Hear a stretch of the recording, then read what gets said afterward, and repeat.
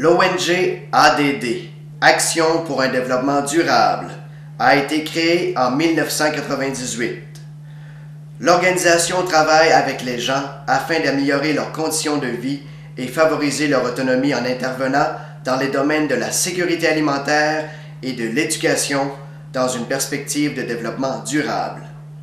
L'ONG intervient dans 4 régions du Niger, soit Tillaberi, Tawa, Dosso et Niamey. Au Niger, le système scolaire en milieu rural est nettement moins développé qu'en milieu urbain. Selon la Direction de la statistique et de l'information, en 2006, le taux de scolarisation en milieu rural était de 46% contre 98% en milieu urbain.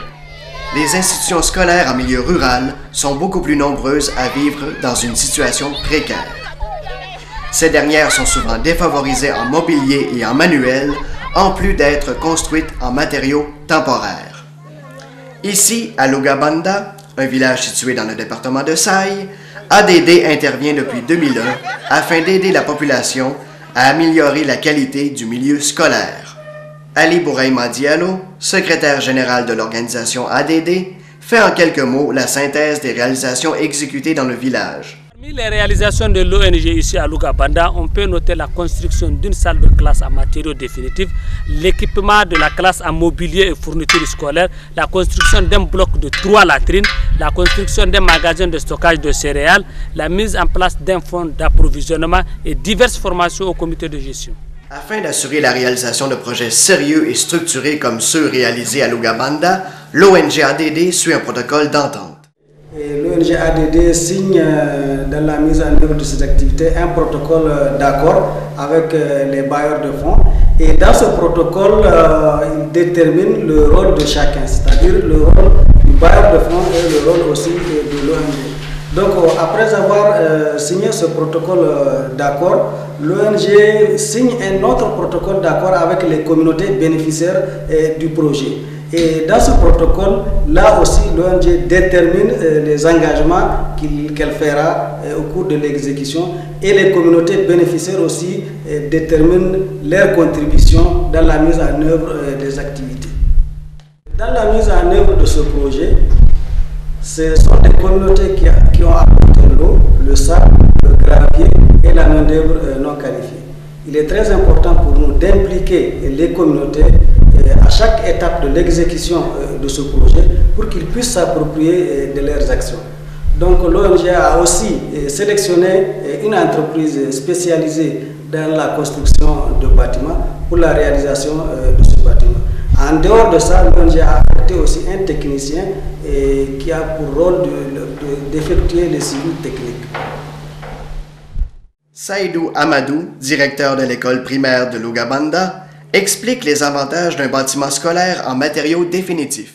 Le premier avantage, d'abord, ça va motiver la population à inscrire beaucoup d'élèves. Ensuite, ça diminue on prend des retards chaque fois parce que après, dans le mois de mai, nous fermons les classes.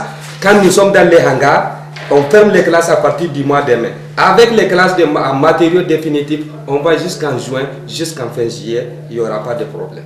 Le deuxième avantage, je disais bien que ça motive. Quand les parents voient qu'il y a des classes en dur, tout ça, là, ça les motive. Chacun veut que son enfant soit à l'école pour y être dans cette classe-là. Par exemple, depuis le début de la création de l'école, jusqu'à aujourd'hui, au début, nous avons 50 élèves à l'inscription depuis la création de l'école. Et à cette année 2007-2008, nous avons 103 élèves avec un pourcentage de filles élevées, en tout cas par rapport aux autres écoles, de 48,41% de filles.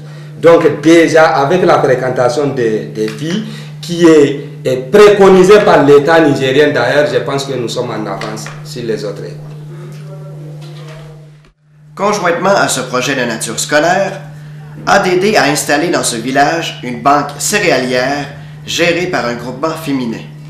Cette banque céréalière a pour objectif l'amélioration de la qualité de vie en milieu scolaire. La population du village a demandé l'implantation d'une banque céréalière suite à la mauvaise campagne agricole de 2005. dans la zone qui a entraîné une mauvaise fréquentation scolaire et le déplacement des parents vers d'autres régions. La banque céréalière est une structure de sécurité mise en place par une structure communautaire, comme ici à Lugabanda, pour assurer la disponibilité céréalière en crise. Ici à Lugabanda, la banque céréalière est réservée aux parents. Ceux-ci peuvent venir acheter les céréales à un prix préférentiel, c'est-à-dire en dessous du prix du marché, sans pour autant se déplacer vers des marchés lointains.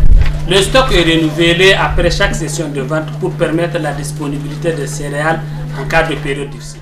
De plus, la banque céréalière apporte son aide à l'école en réinvestissant une partie de ses profits dans l'achat des fournitures scolaires et l'organisation des fêtes scolaires.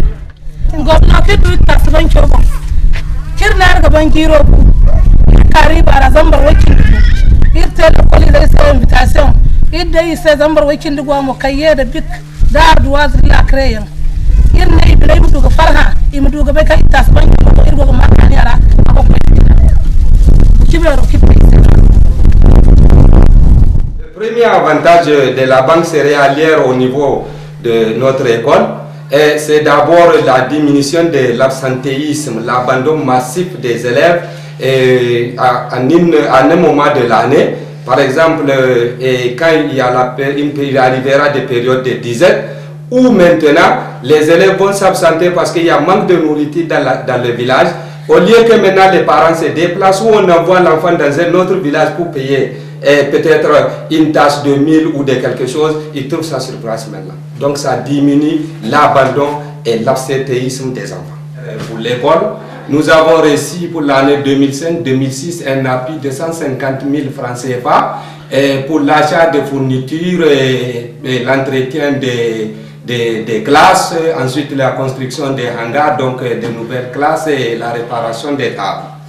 Et pour ça, nous avons déjà engagé, nous avons payé les fournitures, donc voilà devant nous, des bics, des cahiers, des ardoises, des crayons de couleur, etc., etc. Et plus la réparation des tables qui viennent de débuter, certainement dans la semaine prochaine, nous allons commencer la réparation des tables bancs.